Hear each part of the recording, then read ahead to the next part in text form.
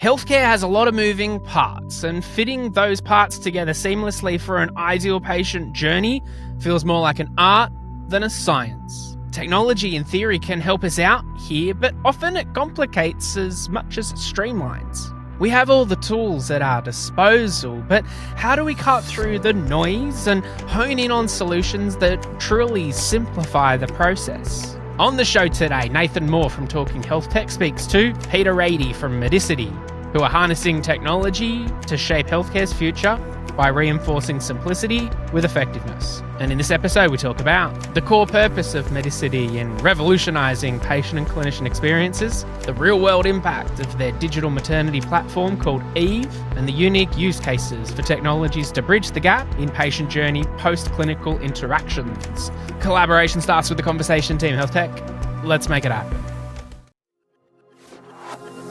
Welcome to Talking HealthTech, featuring content and community about technology and healthcare.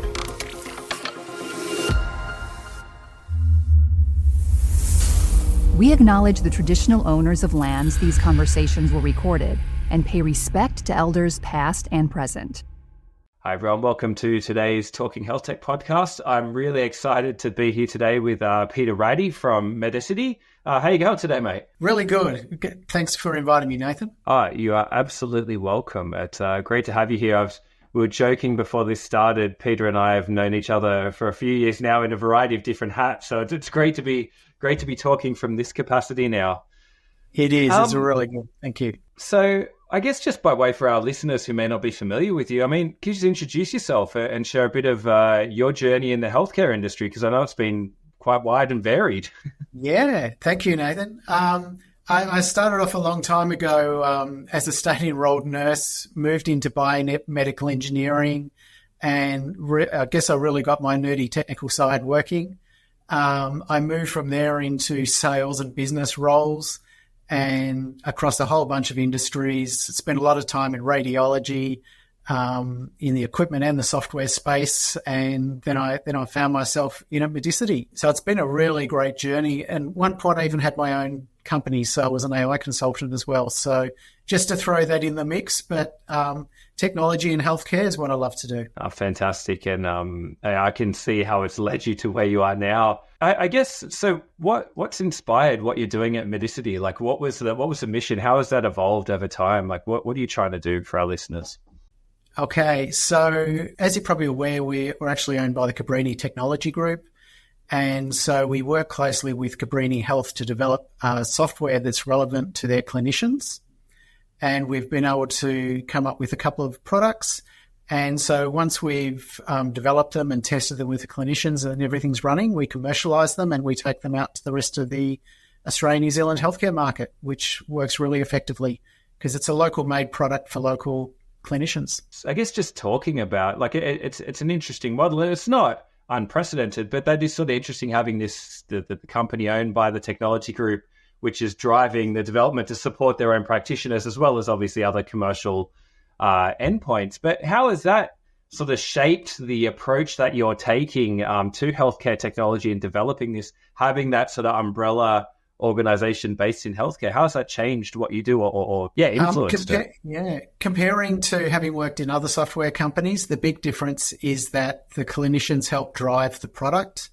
We've actually got, particularly for the eCaptis product, we've got a Cabrini committee, and we meet monthly and talk about where we're going to take the product next, what we're doing, what enhancements we're going to make. So it's actually all clinician-driven, rather than being driven by the software company itself, and then being taken to the hospitals and convince the hospitals that they're the best things to slice bread. So it's I guess it's the other approach, and it makes it's quite a unique model, which works fabulously. Yeah, I can really see that you actually can work with the problem solution rather than the other way around, which is what we see so often.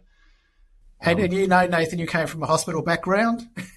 you've probably done some similar things. Yeah, no, absolutely. Yeah, a lot of what it came from, identifying user needs and finding the right way to solve them. So that's really great. So I guess with that in mind, I mean, you've talked about your product. So I mean, did a bit of research before I started. So the two major products I've seen that you guys are driving at the moment. So one is Eve and eCaptis. I mean, why don't we unpack a little bit about what these products are and what their intended purposes are? So why don't we start off a bit with Eve? So what's happening there? What are you doing with that? So let's start with Eve. So Eve is our highly successful digital maternity platform. And so it consists of a midwife portal and an app for the mums. And it's something developed for hospitals, which was originally designed to help encourage mums to come to the hospital. And now it's become a real live working clinical tool. And we've had 40,000 mums so far across Australia using the app. We hear from them regularly through the App Store that they love it. And we've done a lot of recent statistics, and some of the public hospitals that probably have 4,000 or 5,000 mums come through the hospital every year are actually having hundreds of thousands of Eve uses per quarter. So per quarter, it's an amazing amount. And so the product provides moderated forums, so it helps keep the mums off Facebook chats and keeps it very clinical and monitored. There's lots of great clinical content which we provide, and also the hospitals can enhance. So that's text, image, and video content. There's a whole bunch of antenatal and postnatal tools for the mum, and again, the usage of all these tools is really high, and the uptake of the content is really high. And we've also made Eve available in a LOT format. So we've got a few hospitals now that have got running Eve with Arabic and Vietnamese as well as English. Just out of interest, I mean, you mentioned the public hospital integrations, and again, one of the hats I've worn over time was on that side. How do you go with the integration piece there? Like, what sort of integrations are you working with? Is this something just for the mums? Does it populate EMR solutions? Like, how does that angle work? Yeah, so EMR is the next integration we're going to do, but we're also starting to integrate with appointment systems. In Victoria, we work with BOSNet, so the mums can download their medical record into the app afterwards.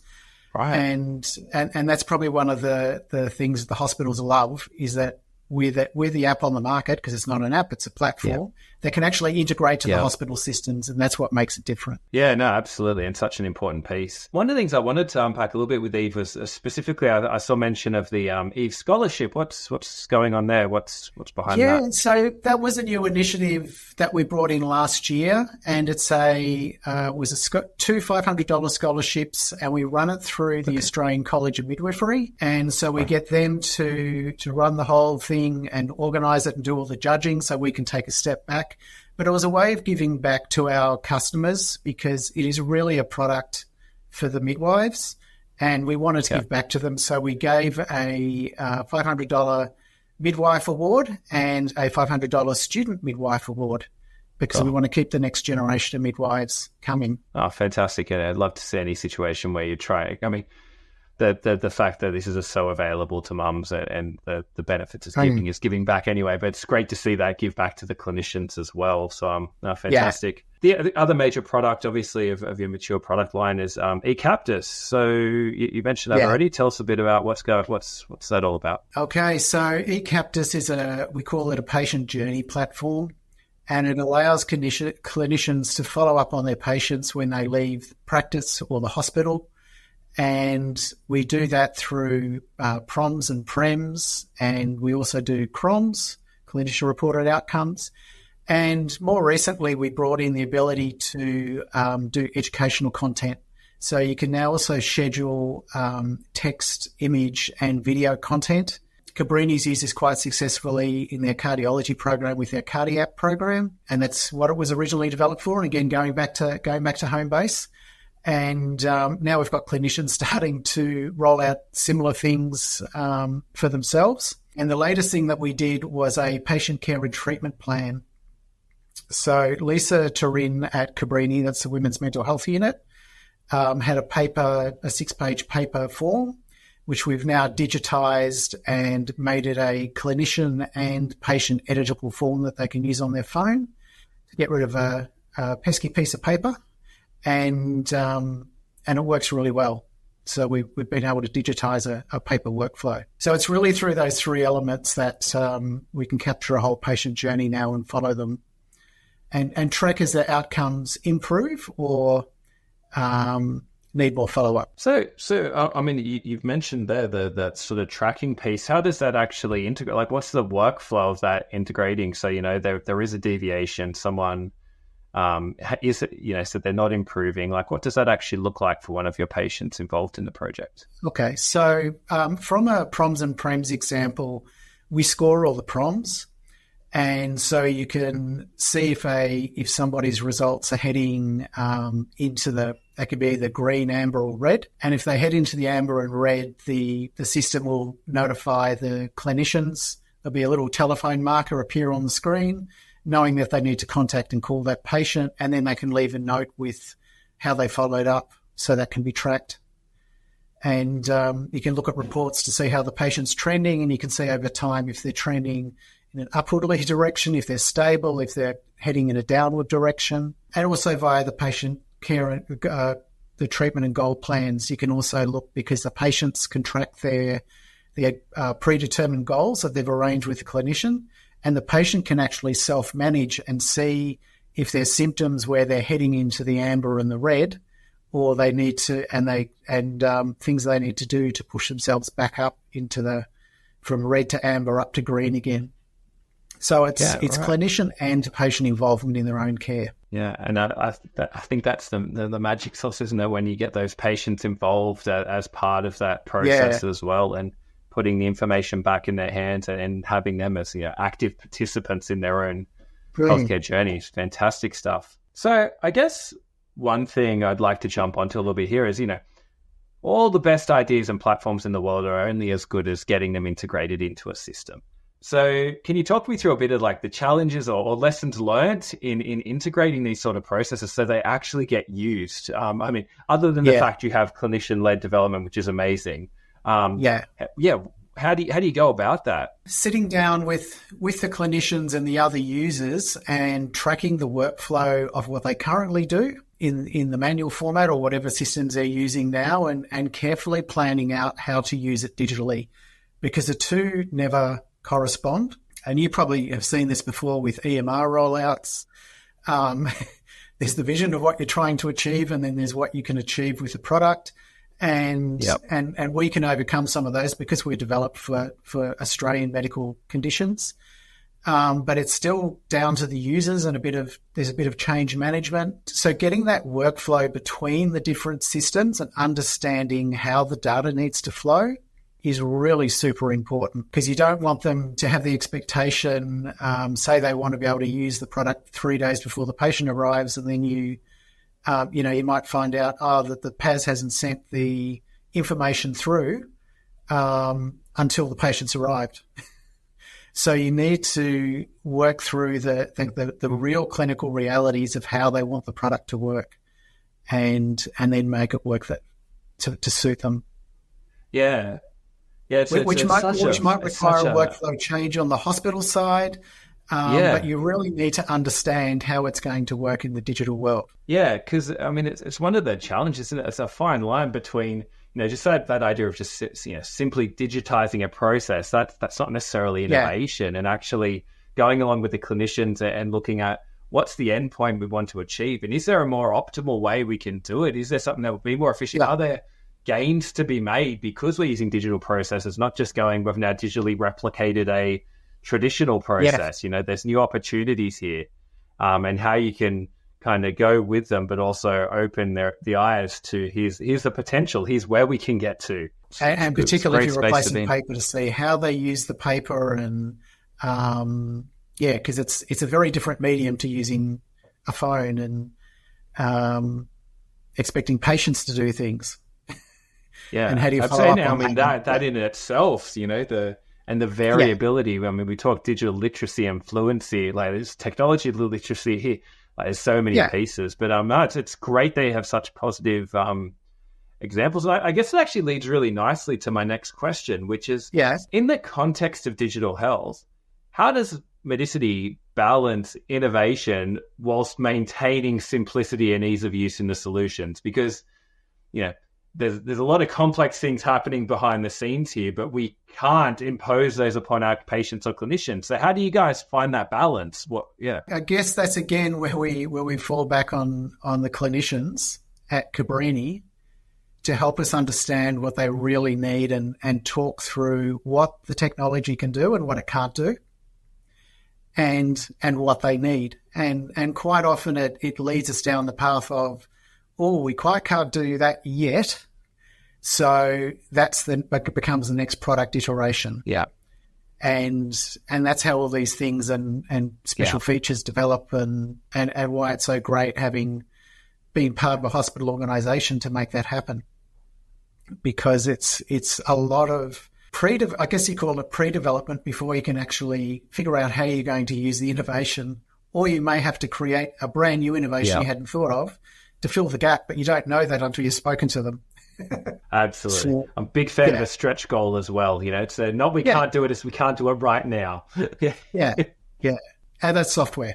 Yeah, good. As you know. Yeah, absolutely. And I guess that not right now, again, leads very nicely. Anyone think we've done this before into the next conversation point here around, hot topic for everyone at the moment, AI. How's Medicity leveraging AI to improve patient outcomes and quality life? Like how are you integrating that into your systems at the moment? So we're actually not yet. Okay. We haven't found an actual use case for it in our product yet. It hasn't. We basically haven't found a use case, and it hasn't fitted yet. So once that requirement comes up, that's when we'll look at it. Again, we don't want to preempt the clinicians with the technology. We want to fix real clinical problems. I completely see it. Yeah, and AI in medicine, as you would know, and I'd learned from previous roles, is far more complex than for general office type usage. Because you have to be careful with diagnoses, and things have to be checked still by clinicians. Because the simple fact is you can't get insurance for an AI reported outcome. It must be a clinician reported outcome. I think that I love to hear that you're maintaining that right tool in the right place mindset of not just going, everyone's talking about it, we're going to cram it in. Let's do it. And I got to say, from your background, the AI consultancy, it's good to know you're coming from a good place in knowing, for our use cases today, this hasn't been the right tool. So I guess next one leading onto it is with the rapid pace that technology is advancing and what's going on. As a company, how do you stay ahead of the curve in making sure that you're developing solutions that are both cutting edge but also practical? And I know we've talked a bit about your engagement with your end users, but is there any other stuff going on there? How you guys stay ahead of the curve? How you adapt? We're looking at, I guess, still what customers want, but as a good example of a new area that we're working with is we've won a project with a regional Victorian hospital to develop eCaptis into a simple device to monitor patients at home. So it's a virtual ward project, and we're looking at starting with a pilot with 100 COPD patients. We're going to be doing a COPD PROM and a COPD CROM.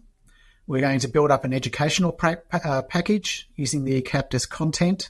So we're going to build that out specifically for COPD patients. We're actually going to monitor their pulse oximetry, not using Bluetooth or anything like that. We're keeping it really simple and just send a daily or a 4-hourly notification as a survey. Please put in your pulse oximetry reading from your monitor. So there's no pulse oximeter. The patients don't have to worry about connecting a Bluetooth pulse oximeter to an app on your phone and then connect that through. That can come later. We want to get the clinical side right first. And again, it goes back to simplicity in medicine. Let's figure out how to make it work in a simple format And then the third linchpin of that project will be a patient treatment and goal plan. Again, the third part of our product, and build that out to help the clinicians and the patients support themselves. And then once we've got it right for the COPD patients, we might expand that ward size, and then we'll start to look at other patient cohorts.